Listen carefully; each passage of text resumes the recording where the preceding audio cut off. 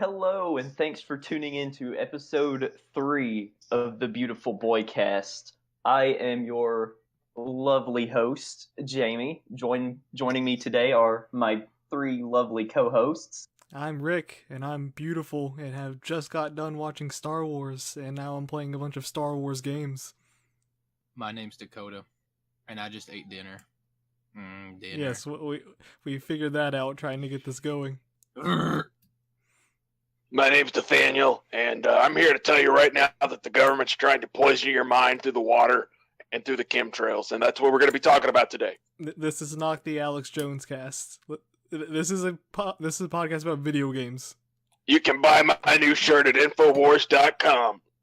That's Infowars.com/store/NatDude101. Does your man pill store sell video games? Because if not, it's not really relevant to this.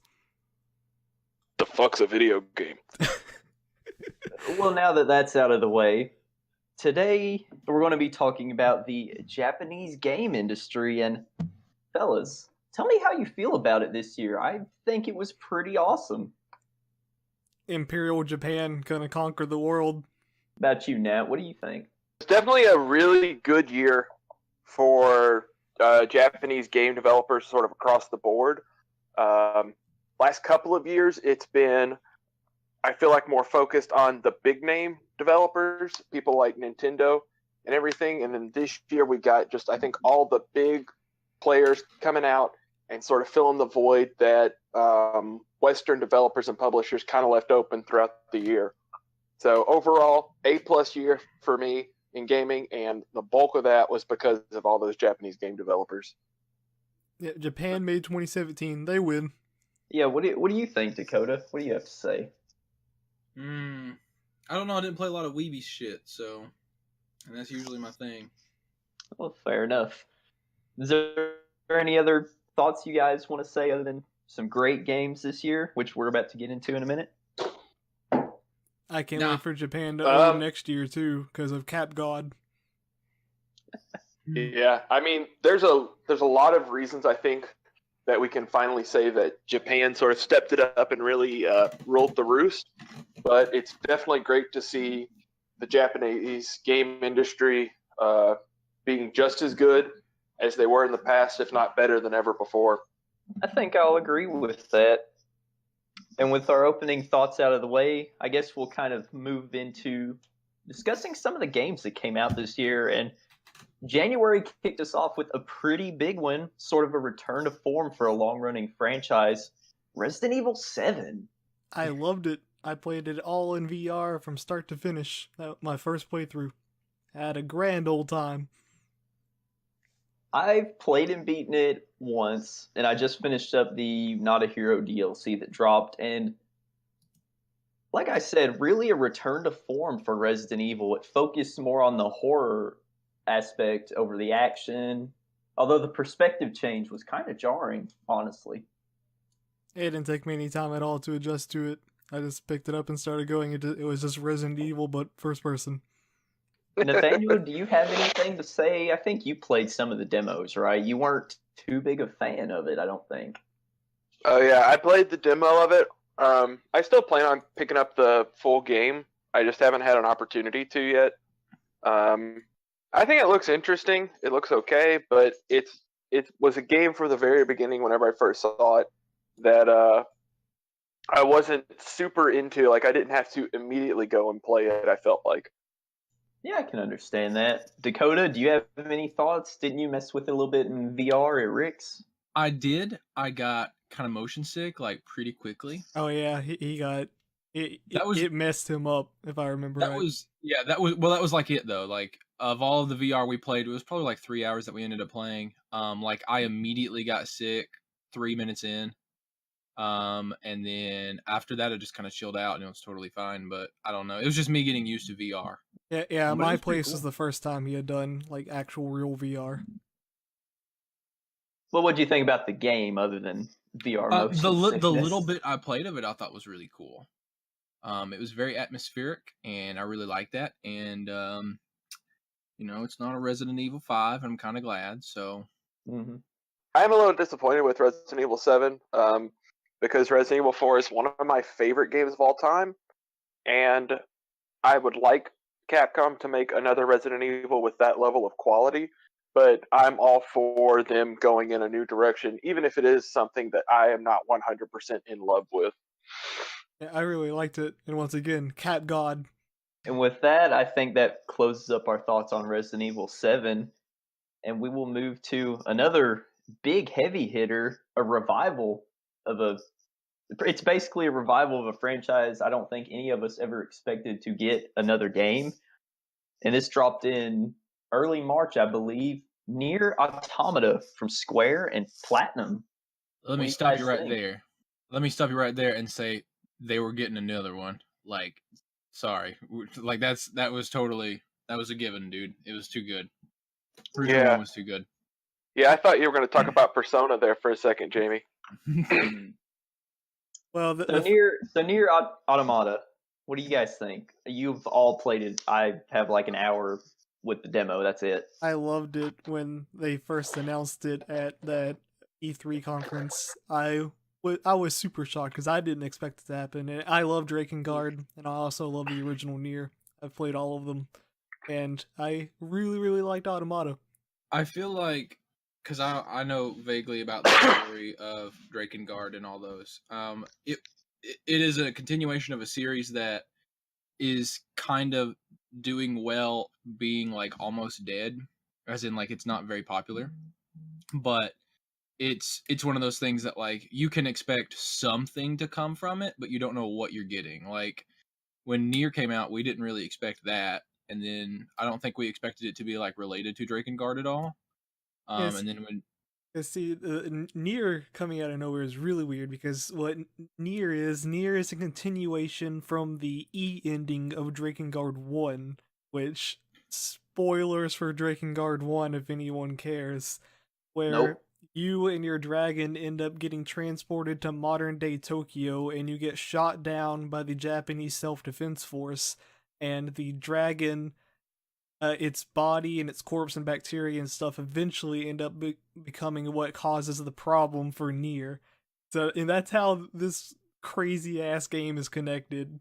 It's yeah, I don't know where anyone came up with that idea, but yeah, well, the point what I was getting at was there's going to be another game because people like that crazy weird stuff in the first place, but we just don't know. We had no clue what is going to happen. You know, like what's the next game? Is it going to be Nier? Is it going to be something else? Is some weird shit going to happen based on one of the endings? We don't know. Okay, and if you haven't been following up with the outside sources and the random like stage plays and audio dramas and stuff, going from Nier to Nier Automata is also out of nowhere. But it actually does follow a timeline. There's a sequence of events that end up getting to Nier Automata from Nier, like the Space Wars, where Emil copies himself 1,000 times over to fight back aliens. Yeah, there's an alien invasion at one point between Nier and Nier Automata. That was a thing. Nathaniel, what do you have to say on Nier Automata? I really enjoyed the game overall. I thought the story was good. I thought the gameplay was fun. I thought that its theme of sort of existential horror was done really well. I mean, I don't care too much about the Drakengard series or the Nier game before this, but I love Platinum Games, and Platinum was making it, so I decided to check it out. And I think that's what I have happened to for say, a lot of people. Yeah, it's one of my favorite games of the year. Not my absolute favorite by any means, but it's definitely right now it's sitting in my top 5. So overall, excellent game. All right. Well, the consensus is, if you haven't, go play Nier Automata, and I will soon be joining that crowd. Next, we'll talk about one of mine and Rick's favorites of the year, probably one we both really, really look forward to that dropped in early April. Persona 5 from Atlas and Sega, but Atlas. What a great game. I loved it. I didn't like the characters quite as much, though. I didn't feel like they were quite as much as friends as the other games, but I still really liked it. And the amount of delays that game got for the Western version is really weird, considering how poor quality the localization is relatively to Atlas's other work, at least. 'Cause it's still really good, but it's poor relatively. and the really odd decisions, like some of the names, like they'll say Sakamaki instead of Sakamaki, or there's another name where they say wrong all the time too, but they pronounce it like westernized, and it's really weird. Or, oh yeah, they'll say instead of Takamaki, they'll say Takamaki. It's just like, no, that's not right. Atlas, you know better than this. But overall, I really liked it. Aside from a lot of localization groups, there's way more. There's like a whole website that catalogs all of them, but there's a lot of localization groups. But it's a good game. I feel like my main overall, I really enjoyed the game. Like all the themings about being a thief, so much so that your social links are called confidants, and it's all themed around being like a thief and like a rebel. The abilities you got from the social link were awesome. Yeah, that as well.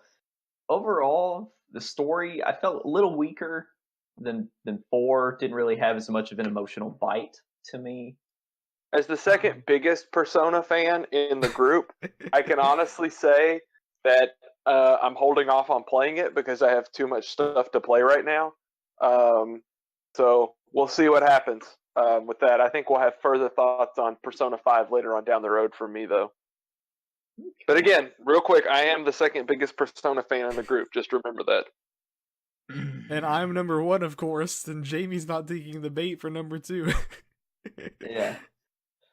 Well, if that's all we have to say about Persona, we will he's just not taking the move. bait. We'll just move right along. And this is a series that Rick just loves. What's that? He's almost sold me on it. Oh, and it came out. Whoa! What is this? We're not going. It's we're Honey not Pop. going. No. Hey, I do like No. Honey Honey Pop. Pop. Hey now, Game listen. of the Year edition. Anyway, He's almost sold him on it. Anyway, we're going back to January with the release of Yakuza Zero, and we're also going to talk about. We're also talking about the remake of Yakuza 1, Kiwami. Tell us about it, Rick. I fucking adore Yakuza Zero. That's one of my top games of this year. I loved everything about it. And so give us kind of a little bit of an idea about what the games are for anyone that doesn't know. A lot of people kind of mistakenly refer to them as Japanese GTA. It is not Japanese GTA. It is more like an action RPG. It's not really like GTA at all. You have you have like a small open map. You run around, you do side quests and stuff. You get experience, you level up. Like actually level up, you get new abilities, you go to shops and buy gear, and there's a really big focus on story and a heavy like main plot line. Like it's not Japanese GTA, it's might as well just call it an RPG, beat 'em up RPG. What about Kiwami? Tell us a little bit about that one, Rick. I also really liked Kiwami, but it's not nearly as strong as Yakuza Zero. It uses the same gameplay system and the same engine as Yakuza Zero, but it's not as strong as Yakuza Zero, because Yakuza 1, just from the start, is by far the weakest game in the series. It's still really good, but it's not anything compared to later games or Yakuza Zero. But it's pretty good. I liked it. It was definitely worth, what was it, $20, $30? I forget what it was. Definitely worth whatever it was, though. Cool. And I don't think, Dakota, you or Nathaniel really have much to say about Yakuza, right? I mean, Put it in English. Yeah, that's why I was surprised. Put the games in English and I'll play them. You said that I've almost sold you on Yakuza, but you're like as anti-subs as Nathaniel is, so I didn't know where that came from. No, you just make Yakuza, however you want to say it, really fun, and you tell me it's more RPG than GTA, I think that does sell it. Yeah, honestly, it's definitely because like an RPG. that was my impression of it the whole time. It was Japanese GTA. Yeah, it's nothing like GTA except it's crime focused and it's set in a modern city. But otherwise, there's nothing like GTA. They just have a similar, like, very high level comparison. Okay, but wait, hold on. This is a great idea, and I'm sorry to kind of cut this up, but so what if we had like a GTA but in feudal Japan? I think they're doing that. So it'd be like Red Dead Redemption but with samurai. It'd be called like Tsushima something. Anyway, so I was just thinking about that. Sorry, Well, didn't mean to derail. Well, Dakota made a funny joke. That's what. I've never played Yakuza, but it's one of those things that like I hear good things about, and I've always heard it described as Japanese GTA. So Yeah, it's definitely that not seems GTA. That's a really common misconception, but otherwise, yeah, it's got really really great writing and really mature writing, and like the voice acting is very grounded. They're not like over exaggerated screams and stuff like anime voice acting. If I remember right, the voice director for the series actually purposely told them to not voice act like they're doing an anime. So it all sounds very like grounded and real when they're just talking to each other. And it's really engaging. It's kind of like the cutscenes are as engaging as Metal Gear Solids are. They're that kind of style where it just grips you and you can't stop watching. It's like the next one. It's like a gritty, humanish kind of vibe. vibe. Yeah, it feels more like the cutscenes feel like actual cinema instead of like an Mhm. anime video game cutscene thing.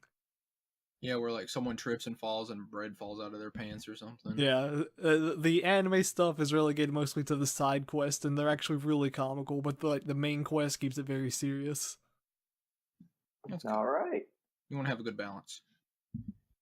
Well, I think that ends us on the Yakuza games, which, and I don't believe I mentioned it, they come from Sega, so kind of like Persona 5, developed but by Sega, and it's basically an annual franchise in Japan.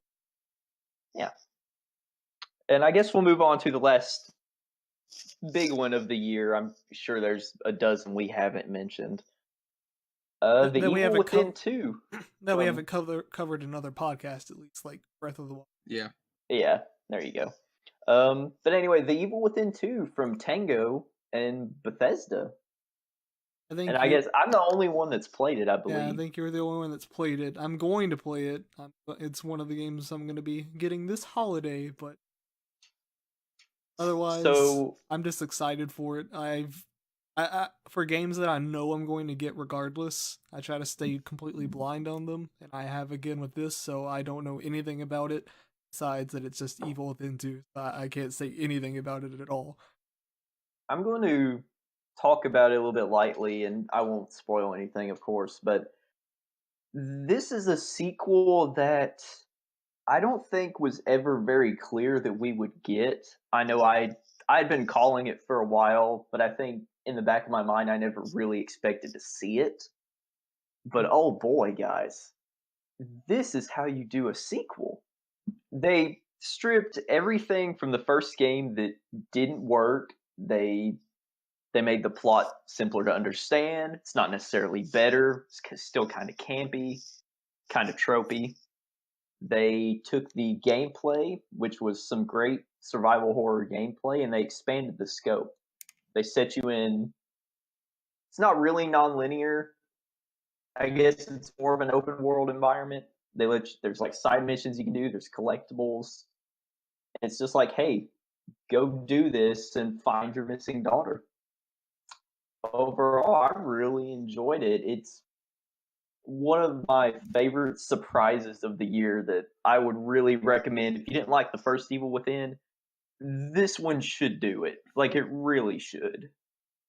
Nathaniel, you're looking to get to the first Evil Within at some point soonish, or within the next few months. Did you have any fleeting interest in it? Well, eventually I plan on playing through The Evil Within. I did buy it during the Steam Summer Sale, I believe. So I'll get to it eventually. It's not been high up on my list at all because 2017 has had so many games and so many things that I want to cover beforehand. So Evil Within 2 is definitely very, very low on that list. Honestly, did not have any interest in the series because I'm not really big into horror as a genre at all. Up until I found out that it's very similar to Resident Evil 4, and that's sort of what caused me to get interested and pick up the game. So I'll play the first one eventually, and then I'll go to the sequel. But as of right now, it's just kind of on my back burner. There are much bigger fish for me to fry. It's from Shinji Mikami, and it's definitely in the style of one of his games. So like Evil Within, Resident Evil 4, and Shadows of the Damned all have like really similar games. I'll just chime my 2 cents in. It looked cool, but I never got around to it, which is like the standard for me, I guess. Well, thank you, Dakota. That pretty much names all the big games that I could think of that came out of Japan this year that haven't already been covered by us. All We the spent a ones lot is- of time on Nintendo stuff, obviously, before, so we're not going to touch on those again. This year was just great in general, and like I know it's we had to go down to this path, and this path still has a lot of good options in it. Like we had to get specifically like, oh yeah, Japanese game developers, and then all of a sudden it's like 5, 6, 7, 8 good games just right off the bat. Mm-hmm. Exactly. This year was- Next year looks to be even better. Cap God. And yeah, first up is Capcom going to start the year off really huge with Monster Hunter World. And Fuck yeah! ladies and gentlemen, this is going to be a video game. Oh man, Rick, talk about it. I love Monster Hunter. I fucking adore this series. And when I played that beta, Monster Hunter World, oh my god! I loved it. I love everything about it. I can't wait. I want the end of January to be here now. It's fantastic. Me too. Me too. That's my birthday. Yay! Who cares about that? It's Monster Hunter World. But Monster Hunter World, it's better in every way than the older ones. It's we finally got a huge graphical overhaul, which is needed so bad for so long. We've been using basically the same assets since the series first started, like on the PS2. It like if you look at the modeling and stuff, it looks the same. If you just made them all the same resolution, all the games would basically look equivalent almost.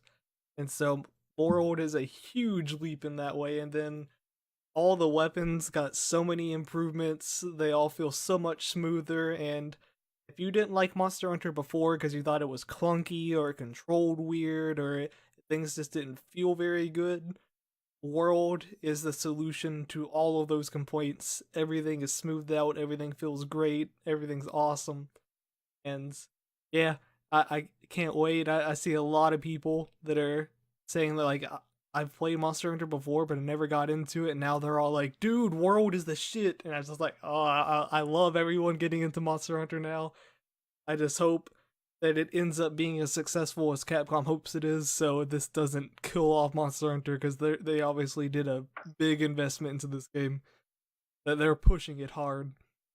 I am actually one of the guys that Rick was just talking about. I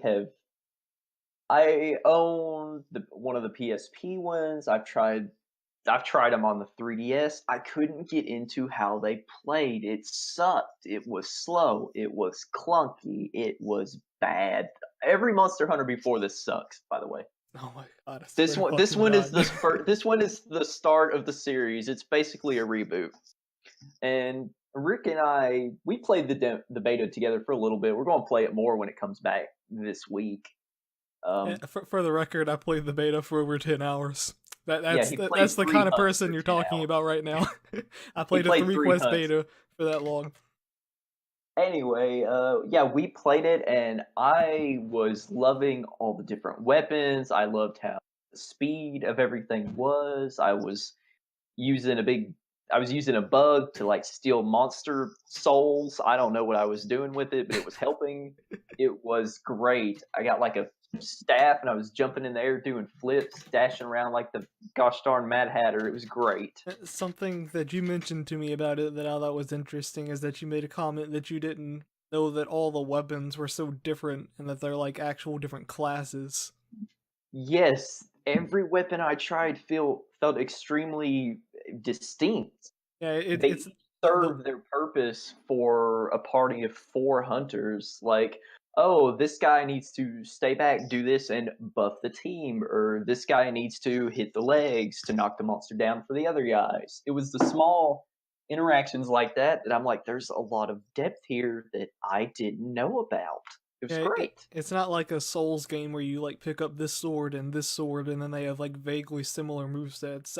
All the other, I think it's 13 weapons, maybe 14. I get the number mixed up sometimes. But every single weapon is like playing a completely different game. They're all super distinct from one. Like the long sword and the great sword, totally different weapons. Not even close. Don't even control the same. Don't even have anywhere near the same mechanic. But they're both big swords. Yeah, I played with not all of the weapons that I say new, but they're new to me. I played with, I don't know, 5 or 6 of them, maybe in the 2-3 hours that we played, whatever it was, and I never got bored. I was never thinking, oh, this is just that weapon, but with a different skin and a longer swing. I was like, man, this is all different. It's great. And honestly, I'm probably day one on Monster Hunter. Rick and I are going to hunt the crap out of monsters. Yeah, let's move on to another big one from Capcom. Cap God. Capcom. And we don't even know if this one will be next year or early 2019. We don't even know if the rumor's real anymore. Yeah, Mega Man 10. No, it's Mega Man 11, isn't it? Oh, I don't know.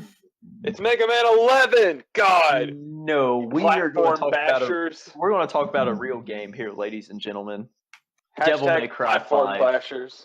No, Okay. Devil May Cry 5. Okay, I lied. This is my school moment too. Devil May Cry 5. Holy fuck. Yeah, give it to me now. Okay.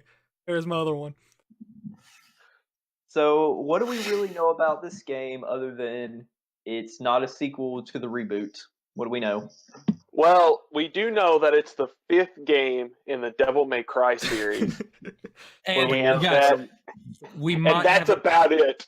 well, we might have a devil that cries, and we're probably getting Knuckles. He's probably gonna There was a huge leak on Reset Era. I think that's how you pronounce it. That's how I pronounced it. Or Reset Era. I don't know how the community is pronouncing it, but I'm going to say Reset Era.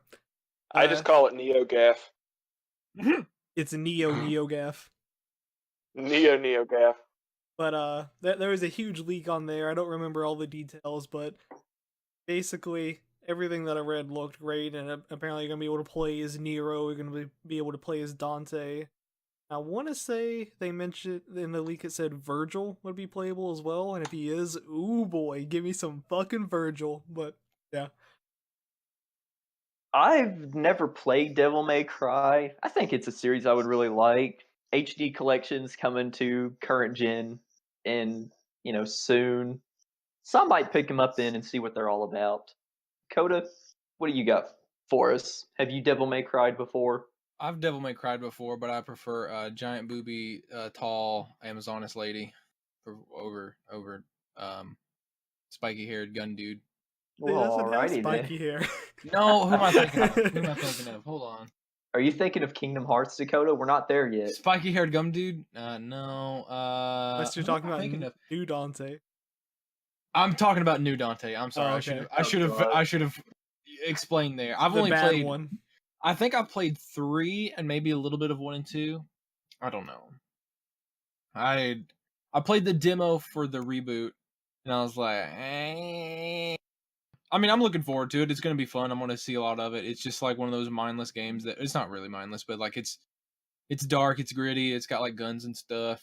You get to jump around, do cool shit. So I'm excited. I don't know if I'll get it, but I'm excited. I know this will be one that we'll talk about later once it actually gets revealed and we see gameplay and whatever. So I don't think there's a whole lot we can really say about it that wouldn't just be baseless speculation. So if Nathaniel doesn't really have anything to add, we'll probably just move on to the next game. Well, I'm actually looking forward to it. I've been meaning to get into the Devil May Cry series for a while. Before the leaks even happened, I thought about going into the Devil May Cry series and doing a short marathon of all 5 games. And after the leaks, I've decided, I'm just going to do that anyway. So I'm going to play through them sometime in March, I believe, of next year. So yeah, I'm actually looking forward to it because I love Bayonetta, and Devil May Cry is a very similar series to that. Since we're finished with Capcom, we'll move on to Square Enix. And I don't know why you keep saying Capcom. we It's just Cap finished Capcom. Cap Oh, God. shut up. We finished up with Capcom, and now we're in There we Square go. Enix. And Yeah. the first game is one that I'm very excited for. I love this series. I love the games. Dragon Quest XI.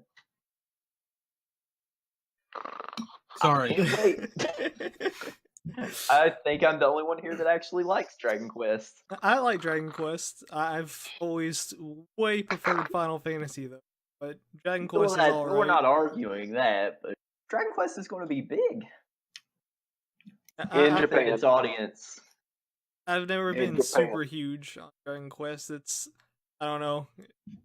It's way too traditional for me to like fall in love with it. One thing I've always liked about Final Fantasy is it changes itself up every game for better and worse, but at least it tries. Yeah, Dragon Quest has remained largely the same over the years, but I think that's why I like it so much. It never strays too far from its established elements. The big change in 11, and people are going to be like, wow, that's not a big change. It's a turn-based battle system, but you're going to be able to move around 3D in the environment, even though it's still turn-based, which is going to be kind of cool. Maybe it'll put a little bit more emphasis on positioning instead of just sitting there taking the hits. I don't know. We'll see what happens. But I'm super stoked coming to PS4, Switch, and 3DS. There's going to be some big differences between the versions. We're supposed to get it next year, probably next summer, if I had to guess. Dragon Quest is just Chrono Trigger without the charm. Shush. That's also not accurate, but Chrono Trigger is the greatest game of all time and is a perfect game. that's also not accurate, but Yeah, Legend of Dragoon, Nathaniel. no, that's also not accurate. The legend of Chrono Trigger shall forever be known. Moving on. Final Fantasy VI is better than Chrono Trigger. All right, I guess we're moving on. I'm the only one excited. Next up, Project also, Octopus. yeah, next we got Project Octopath Traveler, which is still just the working title, and coming from Square for the Switch. I loved the demo. I think it's beautiful. I loved the writing in the demo a lot too. Those two short stories really nice. I can't wait to play it. And Square Enix also said that based on this game, they're also interested on doing more like medium investment games for the Switch. I'd like that. Yeah, I'd like more of that. I hope this is successful, and I want to see more of this kind of stuff from Square Enix in the future. So I really enjoyed the demo. Ever since they showed the first trailer, I want to say we may have seen it at the Switch reveal. Or no, we first saw it in January, which might have been the Switch reveal. I don't know. We first saw it in January, and I was just sold with the aesthetic. It's 3D, but it's also 2D. Just looks gorgeous. It looks like old 16-bit character sprites. It's amazing. It's got 3D environments with the textures of those 3D models being like sprite like texture. They have the same like color gradients and stuff like that, and the large pixels. Like it's 3D stuff, but with the look of sprites, SNES style stuff. I really like how it ends up all coming together. Nathaniel, do you have much to say about Octopath? My initial impressions were kind of eh. I still haven't played the demo. I need to, and I think that will that'll get me more into the game. I think, but ultimately, I think the biggest thing is this is being developed by I think Silicon Studio, which are the same people that are behind the Bravely series. So I really like the Bravely series, and I think that is ultimately what's sort of keeping me from saying that this isn't that this is what's keeping me, interested in it ultimately. Because I'm not a huge fan of the art style like everyone else. I think it looks a little off-putting to me. But if I actually sit down and play it, that could change. To point out a little bit about art style, I feel like it has the same kind of niche appeal as like Borderlands does. All right, because it's just like that really weird. People are like, you either really like it or you really don't. But I'll probably buy it and not play it. So, like you do every game. Shut. Yeah. It isn't RuneScape. Well, no. I played the last one I bought was was Wolfenstein, and I played about like 45 minutes of that. It was a pretty good deal. This fucking guy. Anyways, Yeah, I guess if that's all we can say about Octopath, we'll move on to arguably Square's biggest game of next year. You don't hear me say, please, Sorry. oh baby. And as my ears bleed, we are going to be discussing Kingdom Hearts 3. Isn't it technically like Kingdom Hearts 14 or what? No, don't worry about that. Kingdom But Hearts. no, Kingdom Hearts 3D Defragmented Passage HDD 2 terabyte edition. yeah. This is just the that next is main lame. series installment of Kingdom Hearts. This isn't a spin-off. It's it's finally a real sequel to Kingdom Hearts 2, even though Dream Drop was a sequel. This is the full Kingdom Hearts back on a real console. I'm excited. I can't wait. Can't wait for Kingdom Hearts. So when are they putting Goku in it? Oh. When No. Disney buys, what is it, Toei Animation? No, when Disney buys Japan. They're pretty close right now. Yeah. I'm not as big on Kingdom Hearts as most people. I didn't first play it when I was a kid. I didn't play any of them until a couple years ago. So you don't have that nostalgia factor. Yeah, I don't have the nostalgia for them, but 1 has aged horribly. 2 is actually a pretty great game. I enjoyed 2 quite a bit, so I'll pick up 3. But I also don't have a lot of nostalgia and love from like first party Disney stuff, like the stuff they actually animate and stuff. I have been waiting for this game for gosh darn 10 years. forever. Yeah, 10 years. Over 10 years. 11 years. Over 10 years at this point. I want you guys to know I just threw a number in the dark, and I'm so glad I was nearly accurate. Yeah, no, Kingdom Hearts 2 came out in 2005, or was it 2006? 2006. Well, there's For America, so. There's approximately a new generation of human between every Nomura project. You can kind of throw out whatever number you want. You're probably pretty. There's a whole generation of human. All right. I like that as a way to quantify time, Rick. Yeah, that's the time between Nomura projects. Well, I don't know about you guys. I'm super excited for Kingdom Hearts 3. I've been waiting for the proper third installment in the series, not retreads, not spin-offs, not whatever Dream Drop distance was. This is Kingdom Hearts 3. I'm super excited for it. I cried when Kingdom Hearts 3 was revealed in 2013. I'm not ashamed to say that. I saw Final Fantasy 15 and then they showed Kingdom Hearts 3 and I wept. I almost cried for Final Fantasy 15. I was like screaming in excitement, almost started crying from excitement. So I'm on the Final Fantasy side of this. Kingdom Hearts side, not so much, but you can have that side. We both covered all the bases together. Yeah, tears were wept that day. And I can't wait to visit the MCU world, and I can't wait to unlock the lightsaber Keyblade. It's going to be amazing, guys. And I guess now that Disney owns Fox, we're going to be visiting Springfield. No, where's my alien world? Sora versus the Xenomorph. And we're going to use this as a record. If Marvel or Star Wars shows up in Kingdom Hearts, I will quit the series. Forever. Well, good thing you're quitting the damn series because I do not want that. It doesn't need to be mixed. I don't want it at all. My favorite. Stupid. My favorite Disney princess is the Xenomorph Queen. I can't believe Jamie is over here. He's such an old man. He doesn't like franchise mixing. Get with the times, old man. Come on. I think that's all we have to say about Kingdom Hearts 3. Thank you, Nathaniel. You're welcome. Next, we're going to move to Sega and Atlas. And the first one, I know Rick and I are at the very least super stoked on. Day one buy for both of us. Sonic Forces 2. No. Shin Megami Tensei 5. Also known as Persona 6. I swear to fucking God. No, it's Persona Lite. What's with this Persona game with the weird name?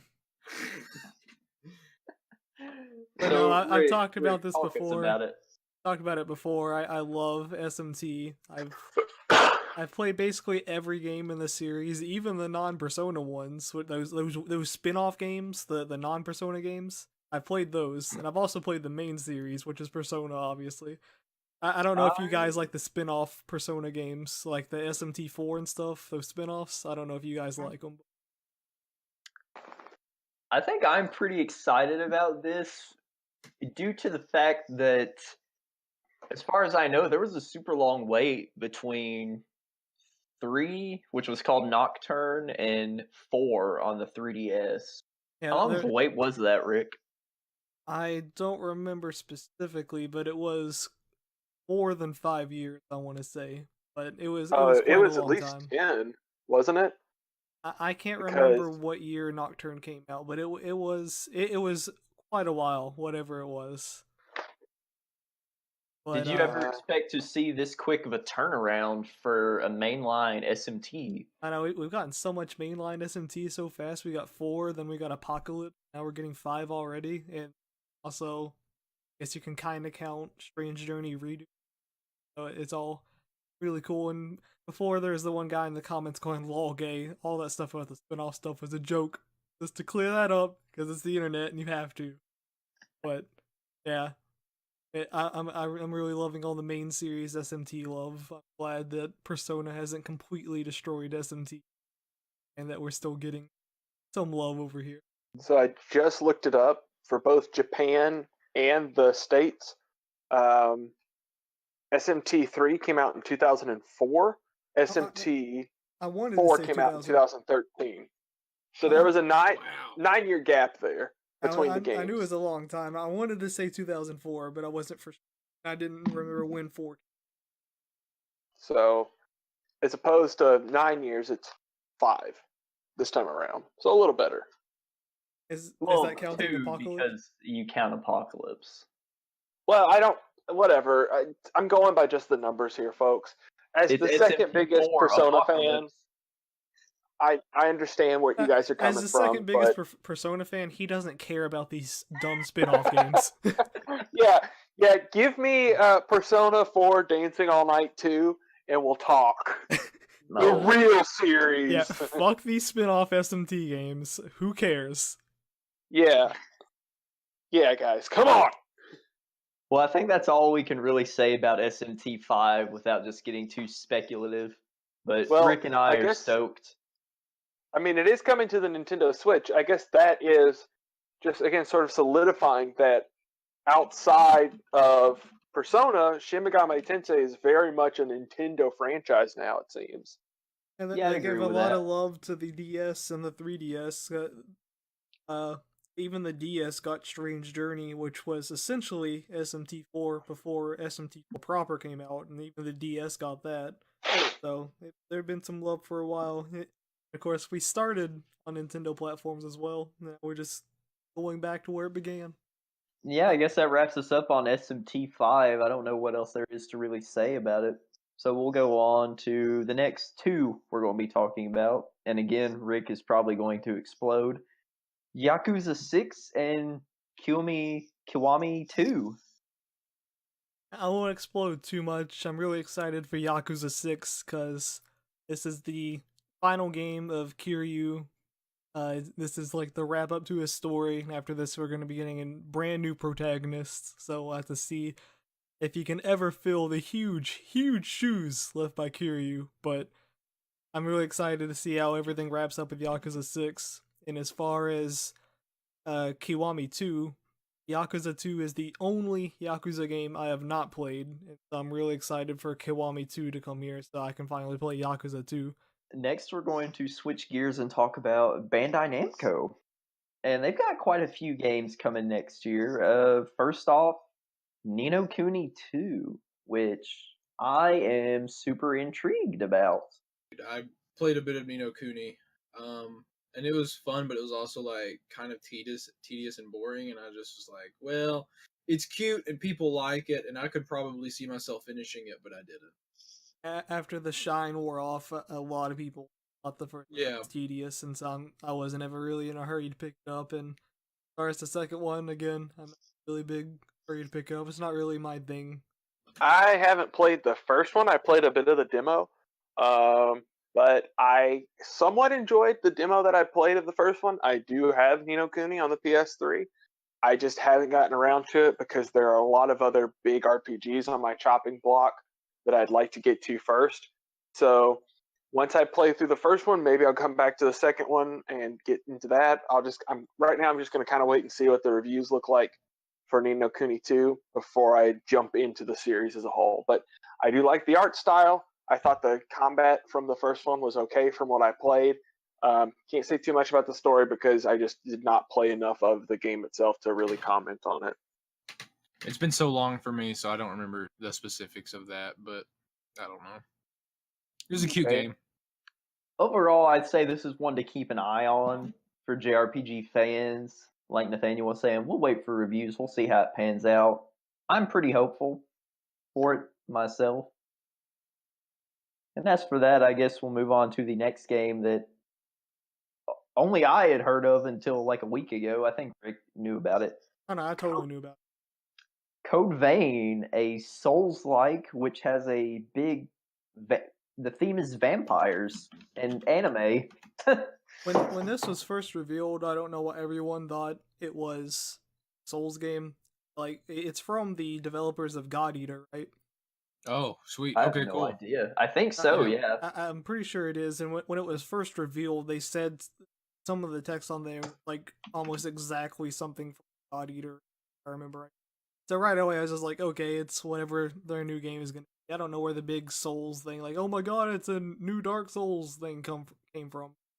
Yeah, I'm excited. It looks like it's post-apocalyptic, so that the setting is kind of cool, and again, vampires and anime. So we're going to see how that kind of works.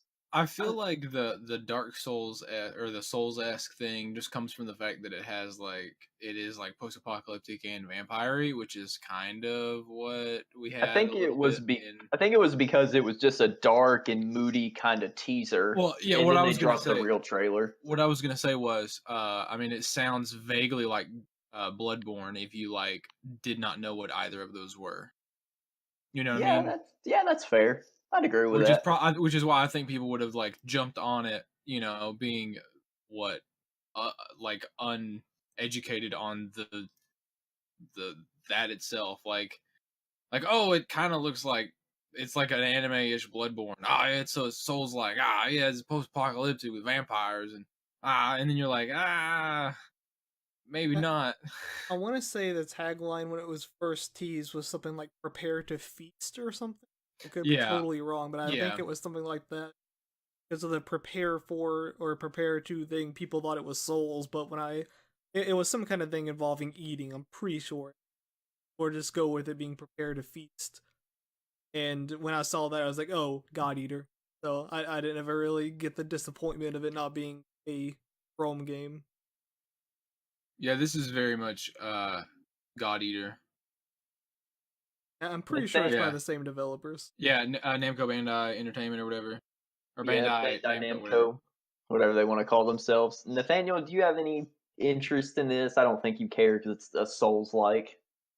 Yeah, not really. I haven't really cared too much for the Souls series, and we'll probably talk about this later on and everything that I feel about that. But yeah, I don't really care for the game, and I don't know too much about it. It just seems kind of like one of those whatever games, kind of like there were a couple that came out in the past year. Lords of the Fallen's another one of them, kind of like that, where it's like Souls but not. Yes, they're trash. Yeah, that's how I feel about it. Thanks for filling me in. Lords of the Fallen is trash. I'm watching a trailer for this, and I don't see anything Souls related. This is literally a vampire God Eater. I don't. I think from maybe previews or something or developer interviews, but somewhere the idea that it is a Souls-like got tossed. I'm not for sure. I cannot see that. Well, that's all we have to say about Code Vein, other than maybe keep an eye on Souls and God Eater, from what Dakota says. We'll go on to the next game that I think you guys are way, way, way, way, way more excited about than I care about. Pokemon Stars? Yeah. No. Dragon Ball Fighter Z, also from Bandai Namco. Arc God. Ooh! Yeah, what do you guys have to say about this one other than the art style looks on point? It looks fucking Capcom amazing. covers everything but fighting games for some reason. Capcom was the king of fighting games for years and years and years, but now Arc System is totally supplanting them in fighting games. Because they just Gear, yeah. Yeah, Guilty Gear Xrd is beautiful. This game is beautiful. They have tons of like really in-depth characters. They have a actually really good tutorial system. If you want to get into a fighting game and like learn how to actually play fighting games, these most recent Arc systems have beautiful teach about cross-ups, mind games, high and low blocking, overheads, canceling, like anything you want to know. Like you'll learn how to play a fighting game. My favorite part about this game, and I hope they include it, will be the 4-episode ability charges. I hope that translates good to the game. Translates well. Whatever. Now, this game is going to be awesome. Arc Systems, they make beautiful games. Dragon Ball and Dragon Ball Z make great fighting games, even if they aren't super competitive. I'm so excited for this. I think that this is, for me at least, an early pickup. Not a day one pickup because I've got so much to cover, but definitely an early pickup going into next year for me. And I might buy the season pass to go alongside of it. You know what I'm saying? Oh, I don't know. I got like Kamehameha some bitches or something. Kakarot's is not powerful enough to defeat me. I don't know. I don't think I'll get it unless you guys get it and we start playing.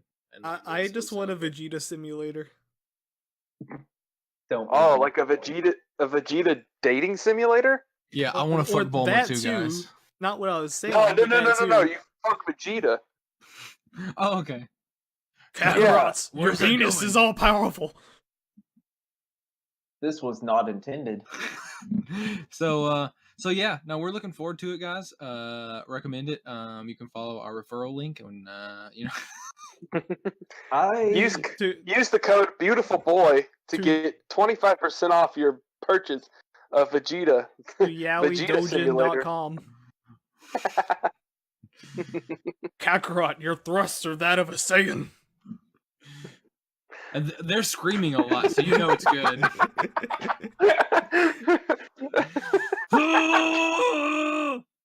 Wow, Vegeta, that feels really good. Vegeta, what are you doing down there? Oh, not my tail. Oh God. Woo! It's getting hot and bothered in this cast. God, I need to take more clothes off, guys. I'm already almost naked. Prepare for my spirit bomb. Episode 4 of the Beautiful Boycast. Is Dragon Ball Z sexy enough? Find out next time on Game Theory. Okay. You know, as far as my personal opinions on this goes, I don't really care about this one. I'm not a big fighter guy. I've got my gripes with Dragon Ball Z, which we won't get into here. But yeah, if you guys are excited, if you like fighting games and or Dragon Ball, watch it. Quick story. Handle my Saiyan God dick. Quick story for you guys that don't know. So you know, like when you get the Dragon Balls, you can make a wish. Jamie, I'm gonna stop you there real quick. How did we not make a Dragon Ball joke during all that? Listen, hold on. No, this is good. This is a good. Listen. No, we got to get this finished, Rick. So you get all the Dragon Balls. You get all 7 of them. There's Black Dragon Balls too. It's whatever. We're not talking about that. But you get them all and make a wish. Whoa, the Black Dragon Balls. I can almost guarantee you, Jamie would be the one that would ask for panties. Oh yeah, 100%. Oh yeah, he'd be Oolong. Straight up Oolong, man. So sorry, Jamie, we outed you like that. I just like how I make a joke about how we didn't make a Dragon Ball joke, and then Dakota goes on about Black Dragon Balls. Well, African American Dragon Balls. Whoa, no, we're not doing that. No, there's like it's like cursed Dragon Balls or Black Dragon Balls. Black.com. The Black Star Dragon Balls. That's okay? what it is. I just finished that was part of GT. GT. Yeah, that was part of GT. blackeddbz.com. Well, I think that pretty much wraps up all the games we were going to talk about today. Do you guys have any final thoughts on the Japanese industry, be it this year or heading in next? I think it's looking bright. The biggest stuff is probably going to be the stuff that we don't know about yet. That's true. That's my gut feeling for most of 2018. And we didn't mention it here because it was announced so recently and we forgot to add it in. But Bayonetta 3 was just announced. That's a potential 2018 title. And that's definitely coming from Japan. So there's no telling what will happen here within the next just couple of months because the year is so front loaded whenever they announce things. Basically, everything that we've talked about is probably going to be out mostly within the first 6 months of next year. Closing out for me is this: I want Monster Hunter more than anything. I still want to have sex with 2B. 2B is the best waifu of 2017. I'm looking forward to everything, kind of ish. Yeah, I'm looking forward to most of these games. I think a lot to keep an eye on, so we'll see how they pan out.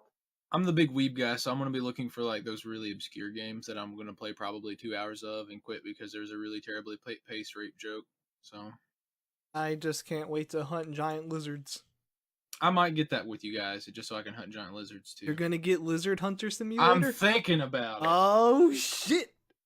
Oh, that's gonna be some good shit.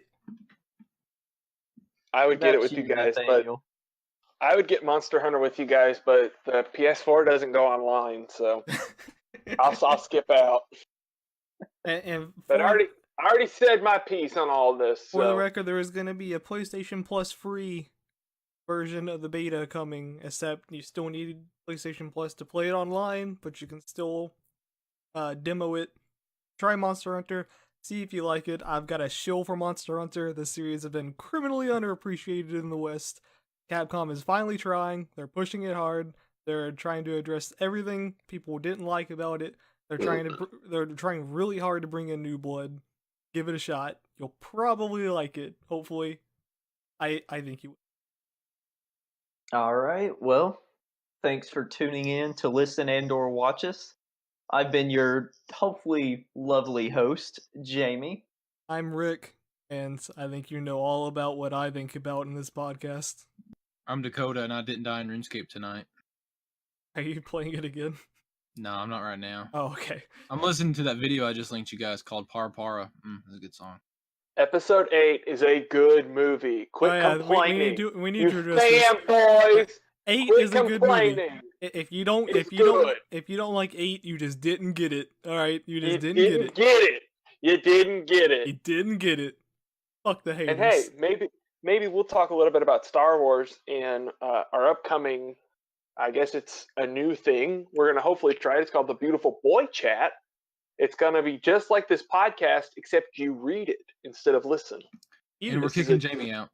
It's a crazy new thing where you read it instead of listen. I don't think this. I don't understand.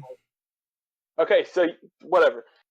The words, you look at the words instead of hear them with your eyeballs. Words are things that you hear, idiot. Yeah, well, you listen with your eyes instead of your ears on this one. Okay, you're not making any sense. Whatever. Anyways, we're not going to be kicking out Jamie, though, because I'm going to be taking him to see Star Wars again this Thursday. So. Oh, yeah, so Jamie... So, yeah, we will... we're going to be launching that soon, and we're going to hopefully, with that series, and maybe even eventually this podcast, we're going to hopefully be bringing in some guests, some of our friends, to talk about all things related to entertainment. Not just video games. And the first few Beautiful Boy chats are going to be about Star Wars. So we're looking forward to that a lot. Yeah, pretty much. All right. And I guess real quick before we do go, the next episode, more than likely, I think we're pretty much settled on it, will be the first ever Beautiful Boy Awards. We're going to have a handful of categories. We're going to have nominees for those categories. We're going to hand out our favorite, we're going to give awards to our favorite games of the year.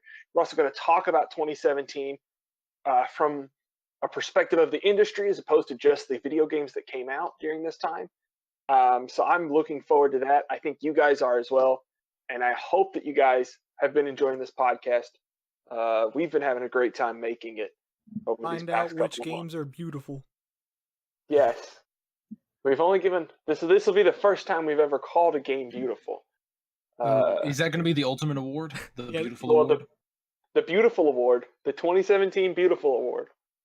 Wait, do we all get it, or do we have to like vote and give like parts of it?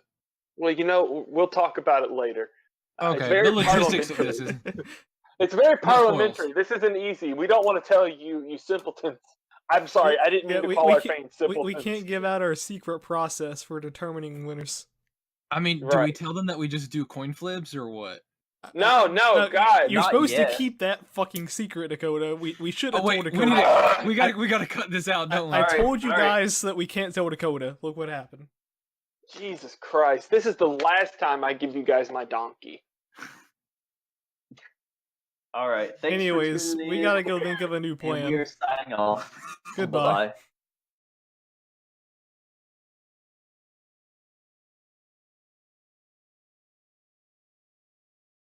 I want to fuck 2B. That's weird. All right. Well, That's Why would you fuck a pencil, Rick? I don't get it. No, different 2B.